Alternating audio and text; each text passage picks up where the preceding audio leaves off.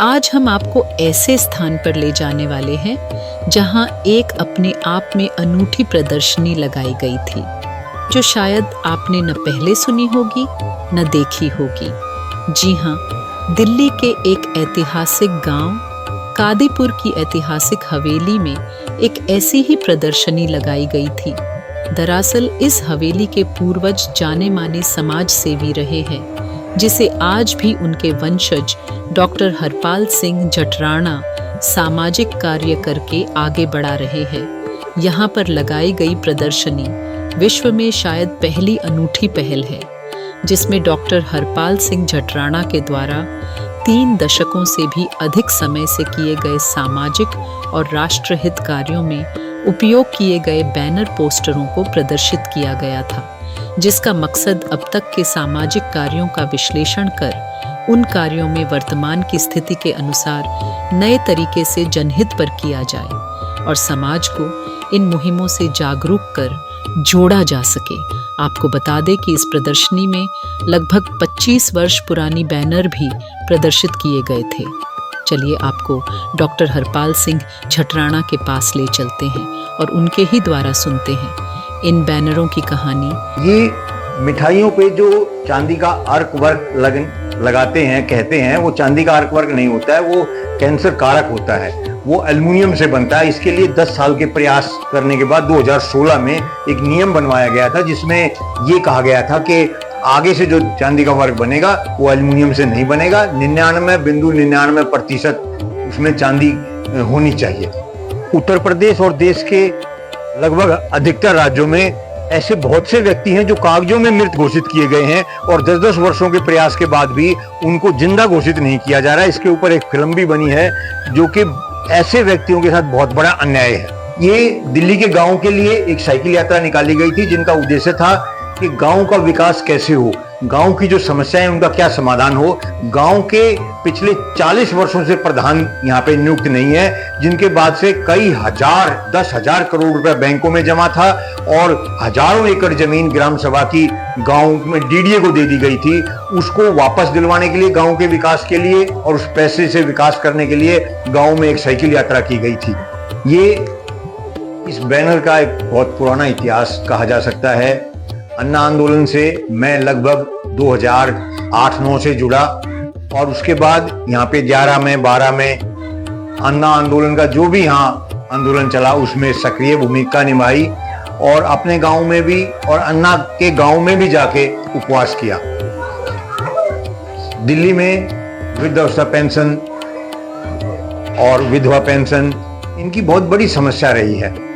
ये 2018 का एक जन सुनवाई थी, जो कि हमने रोहिणी के कार्यालय पे जाके की थी और इसमें हजारों व्यक्तियों की पेंशन उस वक्त रोकी हुई थी और चालू नहीं कर रहे थे। उसके लिए रोहिणी समाज कल्याण विभाग विश्राम चौक पर एक जन सुनवाई एवं उपवास किया गया था। दिल्ली में 2002 में मेट्रो आरंभ हुई। उसके बाद देश के 5-7 और राज्यों में मेट्रो आरंभ हो चुकी है, लेकिन 2002 से लेकर 2025 यानी 23 वर्षों में दिल्ली उपभोक्ता की श्रेणी में नहीं आई, जबकि बंबई, लखनऊ, जयपुर आदि जो मेट्रो स्टेशन है उन पे शौचालय, पानी बिल्कुल निःशुल्क मिलता है और भी बहुत सी सुविधाएं निःशुल्क दी जाती हैं, लेकिन दिल्ली मेट्रो आज तक उपभोक्ता की श्रेणी में नहीं आई। मैं 15 वर्षों से अधिक समय से इस पे प्रयास कर रहा हूँ। ये एक ऐसा विषय है जिस पर भारत सरकार आज तक काम ही नहीं कर रही है। पर्यावरण में ऑक्सीजन नापने के लिए भारत सरकार के पास मैं पिछले 5 वर्षों से प्रयास कर रहा हूं, उसके बावजूद आज तक पर्यावरण में ऑक्सीजन नापने के यंत्र भारत सरकार और किसी राज्य सरकार के पास नहीं है। वो यंत्र मैंने मंगाया है, मेरे पास है। भारत सरकार लिख के दे रही है कि हमारे पास इसकी कोई जानकारी नहीं है और हम ये जो जानकारी आपको दे रहे हैं इंटरनेट से उठा के दे रहे हैं। कितनी ताज्जुब की बात है। भारत, धरती, आकाश, जमीन सब पे अनेकों प्रकार के विकास हो रहे हैं, लेकिन पर्यावरण में ऑक्सीजन नापने की सुविधा भारत सरकार के पास ना होना बहुत बड़ी भारत सरकार के ऊपर एक तरह का प्रश्न चिन्ह है। बहुत पहले चौधरी हीरा सिंह और दूसरे व्यक्तियों के सहयोग से दिल्ली में एक शराबबंदी अभियान चलाया गया था। ये बात मैं 90 के दशक की कर रहा हूँ और उस वक्त हमारे ग्रामीण क्षेत्र में, नगरा क्षेत्र में कोई शराब की दुकान नहीं होती थी तो खुलवा बंद किया जाता था। ये जब से शराबबंदी अभियान चल रहा है, लेकिन जितना अभियान उस वक्त चला था वो नहीं चल रहा है, लेकिन शराब की दुकानें दिल्ली में बहुत अधिक खुल रही हैं, बहुत अधिक शराब बेची जा रही है। अरविंद केजरीवाल शराब के विरोध का एक उनका उसका मुख्य अभियान था, लेकिन उसके बावजूद उसने शराब का बहुत ज्यादा प्रचार प्रसार किया, आप सभी जानते हैं, जिससे जो परिणाम हुआ वो भी सबके सामने है। एक राशन आज से 25 साल पहले का लगभग ये बैनर है। उस वक्त राशन कार्ड की बहुत बड़ी समस्या होती थी। दिल्ली में राशन के कार्ड भी नहीं बनते थे, जिनके बने हुए थे उनको मिलता नहीं था, 2-4 दिन राशन बांटते थे। राशन की बहुत बड़ी समस्या उस वक्त हुआ करती थी। तो उस वक्त अनेकों बार राशन कार्ड दफ्तर पे पहले हमारा जहांगीरपुरी होता था, बलसवा होता था, फिर संत नगर आया।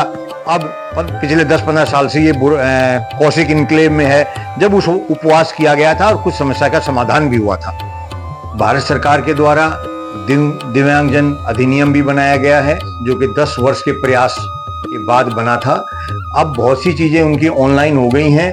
बहुत सी अभी भी समस्याएं हैं, जैसे अनेक जो योजनाएं हैं उनमें से कुछ योजनाएं अभी ऑनलाइन नहीं हुई हैं और कुछ योजनाओं पे पूर्ण रूप से कार्रवाई नहीं होती है। दिव्यांगजनों को अनेकों बार कार्यालय में बुलाया जाता है, जिससे कि उनको जाने आने में परेशानी होती है और उनका जो हक अधिकार है वो समय पे नहीं मिलता। मेरा ये आह्वान है कि एक बार दिव्यांग व्यक्ति अगर आवेदन कर दे तो सरकार की जिम्मेदारी होनी चाहिए, उसको अधिकारियों की जिम्मेदारी होनी चाहिए कि उसके ऊपर सभी प्रकार की कार्रवाई करके उस विषय को, कार्य को, उसके आवेदन को, उसका लाभ दिया जाए।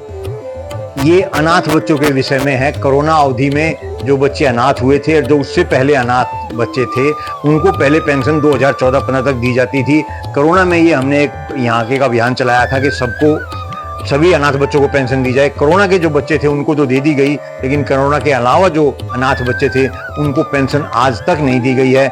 इसमें हमने दिल्ली उच्च न्यायालय में मेरे बेटे अखिल राणा वकील ने मुकदमा किया था, जिसके बाद उन्होंने पढ़ने वाले अनाथ बच्चों को तो पेंशन देनी शुरू कर दी, लेकिन जिनके माता पिता नहीं होते हैं वो बच्चे कहाँ पढ़ पाते हैं। ऐसे अनेकों 20-30 बच्चे हैं जिनके माता पिता नहीं थे, जो अनाथ थे, जो जुर्म की तरफ बढ़ रहे हैं और अनेकों प्रकार के उसमें वो अनियमितताएं कर रहे हैं, जिनके ऊपर पुलिस के मुकदमे भी दर्ज हो रहे हैं। क्योंकि जब जिनके माता पिता होते हैं उन्हीं के बच्चे नहीं पढ़ते, जिनके नहीं होते हैं वो कैसे पढ़ेंगे। इसलिए ऐसे बच्चों को भी पेंशन दी जानी चाहिए जो अनाथ हैं, जिनके माता पिता नहीं है, जिससे उनका गुजारा हो सके। विधवाओं की अनेकों समस्याएं हैं। जीवन की गाड़ी 2 पहियों से चलती है। अगर एक पहिया टूट जाए तो एक पहिए से गाड़ी कैसे चल सकती है, इसका अंदाजा लगाना शायद सामान्य नागरिक के बस की नहीं है।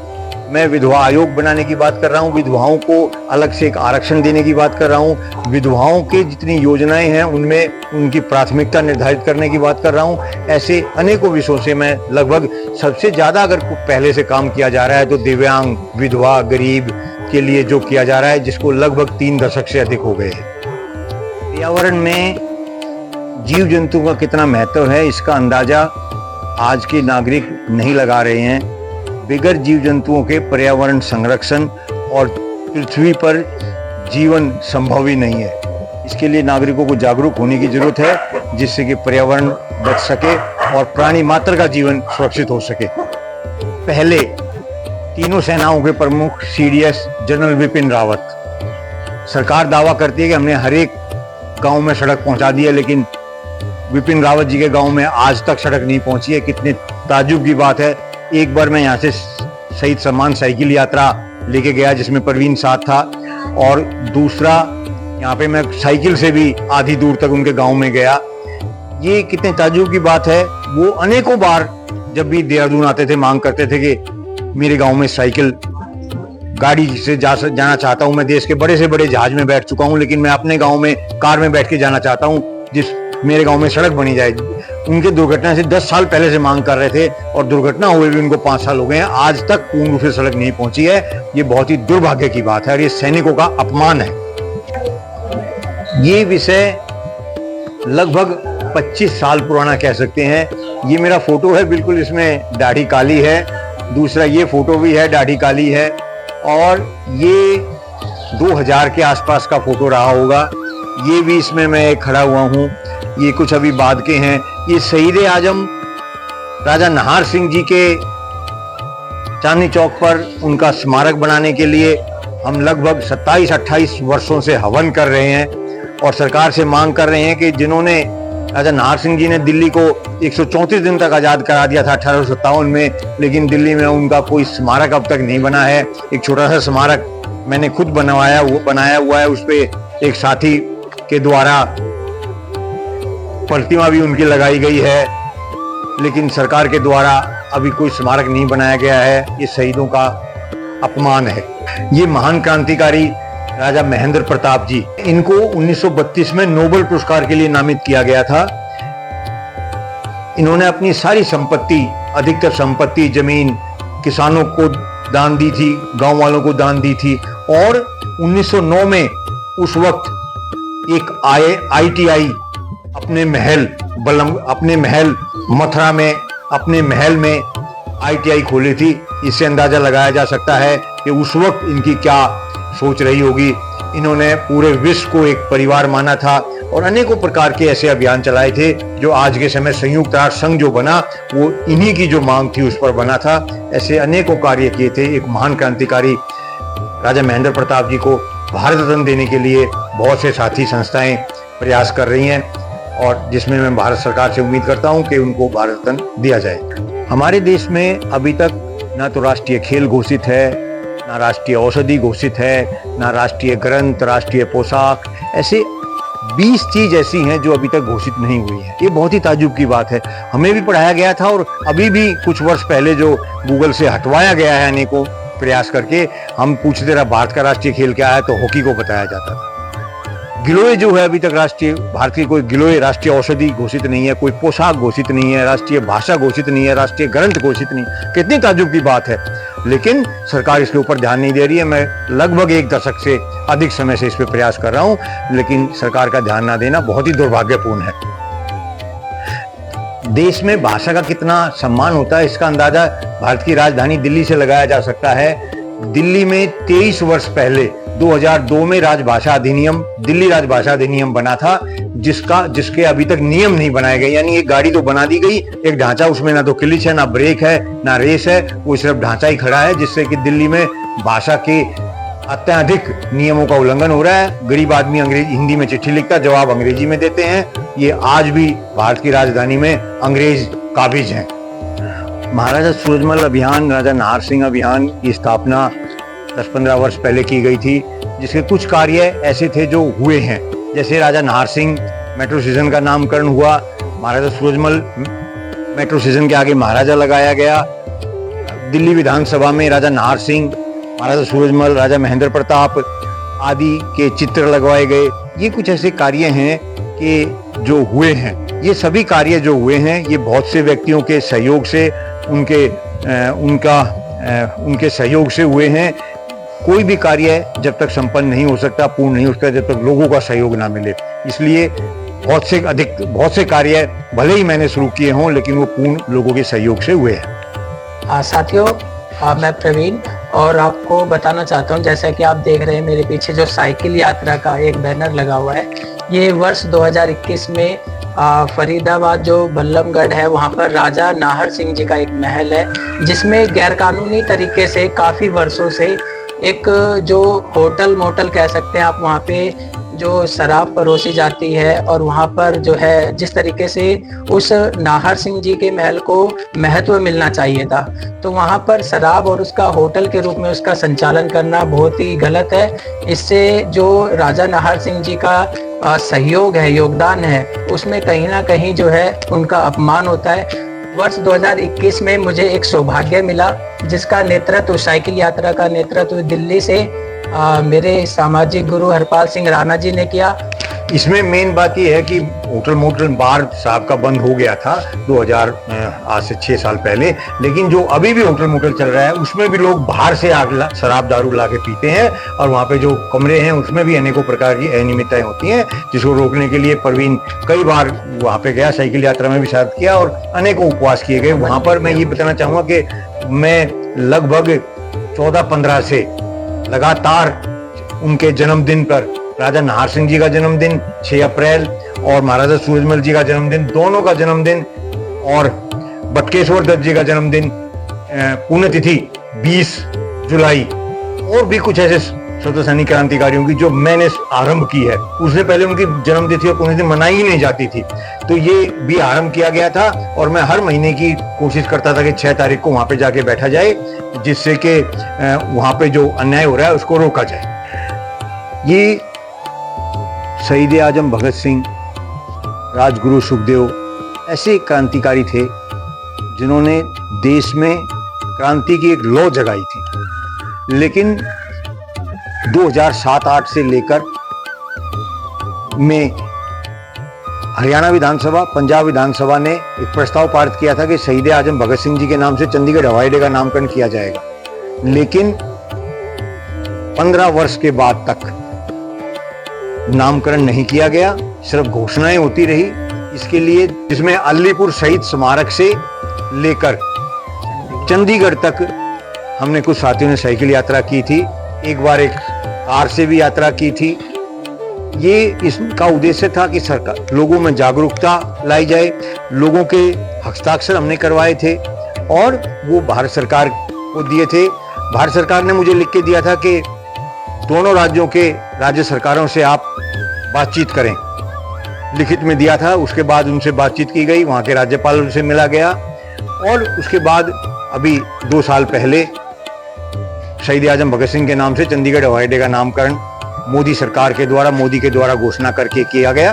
ये मैं उनको धन्यवाद भी देता हूँ और ये शहीदों को एक सच्ची श्रद्धांजलि है। शहीद चंद्रशेखर आजाद, जिन्होंने कहा था मैं आजाद ही रहा हूँ, आजाद ही रहूंगा, और ये प्रतिज्ञा उन्होंने पूरी की थी। भोपाल के नानक तिराहे पेट्रोल पंप चौराहे पर चंद्रशेखर आजाद जी की प्रतिमा को हटा के साइड में लगा दिया गया। ये कहा गया रोड चौड़ा करना है और उसके बाद फिर वहां पर अर्जुन सिंह की प्रतिमा लगा दी गई। इससे बड़ा शहीदों का अपमान और क्या होगा। उस वक्त कांग्रेस की सरकार थी, हम वहां के मंत्रियों से मिले, कई बार वहां पर दिल्ली से 14-15 बार जाने का मुझे सौभाग्य मिला। 3 साल तक प्रयास किया और वो प्रतिमा जो अर्जुन सिंह की लगाई थी वो हटवाई गई। इसके बाद एक महान क्रांतिकारी को सम्मान दिलवाया गया। सेलुलर जेल, काला पानी, अंडमान निकोबार को शहीदों का कुंभ कहा जाता है, शहीदों का तीर्थ स्थल कहा जाता है। लेकिन वहां पर उस तीर्थ स्थल की शहीदों की कहानी सुनाने के लिए सरकार 300 रुपए का टिकट लगा रही है। सरकार अनेकों सैकड़ों प्रकार की फ्री योजनाएं दे रही है, लेकिन वहां शहीदों की कुर्बानी सुनाने के लिए 300 रुपए का टिकट लगाना शहीदों का बहुत बड़ा अपमान है। और ये मैं कई वर्षों से वहां पर 8-9 बार जाकर प्रयास कर चुका हूं कि उसको 300 रुपए का टिकट है वो कम से कम किया जाए और अंडमान निकोबार के यात्रियों के लिए वो निःशुल्क किया जाए, जिससे अधिक से अधिक व्यक्तियों को शहीदों की कुर्बानी का पता लगे, वो उससे प्रेरणा लें और देश समाज के लिए कार्य कर सकें। लेकिन अभी तक इसमें सफलता नहीं मिली है। यह हमारे सौभाग्य की बात है कि मेरे परदादा चौधरी टेकचंद जी के द्वारा शिक्षा और समाज के लिए भी आज से 100-125 साल पहले प्रयास किए गए थे। गुरुकुल कांगड़ी में 5100 रुपए का दान देकर पहली गुरुकुल कांगड़ी की शिक्षा में छात्रवृत्ति आरंभ की थी और भी बहुत से काम आपके द्वारा किए गए। ये मेरे दूसरे परदादा चौधरी भीम सिंह जी हैं। इनके द्वारा 1911 में एक बरौना रोहतक, उस वक्त के पंजाब में एक आज स्वतंत्रता आंदोलन के बाद की पहली सबसे बड़ी जो बैठक हुई थी, पंचायत हुई थी, सभा हुई थी, जिसमें 50,000 लोग बताए जाते हैं की अध्यक्षता की गई थी। हालांकि अध्यक्षता वहाँ के जो चौधरी होते हैं उनके द्वारा की गई थी, लेकिन आपकी काबिलियत को देखते हुए अध्यक्षता की जिम्मेदारी आपको दी गई और इसमें जो 25-26 प्रस्ताव पारित किए गए थे उनमें से अनेकों प्रस्ताव पर काम किया गया। उन्हीं के एक शिक्षा के प्रस्ताव को 2014 में 5100 रुपए का दान देकर रोहतक गुरुकुल, रोहतक जो स्कूल है, जाट स्कूल खोला गया था। उसके बाद आपके द्वारा अनेकों सामाजिक कार्यों में योगदान दिया गया। शिक्षा, गांव के विकास के लिए, किसानों के लिए अनेकों ऐसे कार्य किए। ये उसी परंपरा को हमारे परिवार के द्वारा आगे बढ़ाया गया। इनके सबसे बड़े बेटे चौधरी नारायण सिंह जी थे जो लाहौर से वकालत की थी, लाहौर में स्वतंत्रता से पहले लाहौर में वकालत करते थे। ऐसे अनेकों गरीब व्यक्तियों के मुकदमे उन्होंने जीते थे जो कि लगान ना देने के कारण से सरकार ने उनकी जमीन अमीर व्यक्तियों को या जिन्होंने लगान भरा था उनको दे दी थी। उनके मुकदमे जिताए थे। दिल्ली का पहला कोऑपरेटिव बैंक भी आपके द्वारा 1954 में खोला गया था। बहुत से कार्य आपके द्वारा समाज के लिए किए गए, ये हमारा सौभाग्य है कि हम उस परिवार में जन्मे और उस परंपरा को आज भी आगे निभाने का प्रयास कर रहे हैं। प्राइम टाइम हिंदी से अर्जुन सिंह की रिपोर्ट।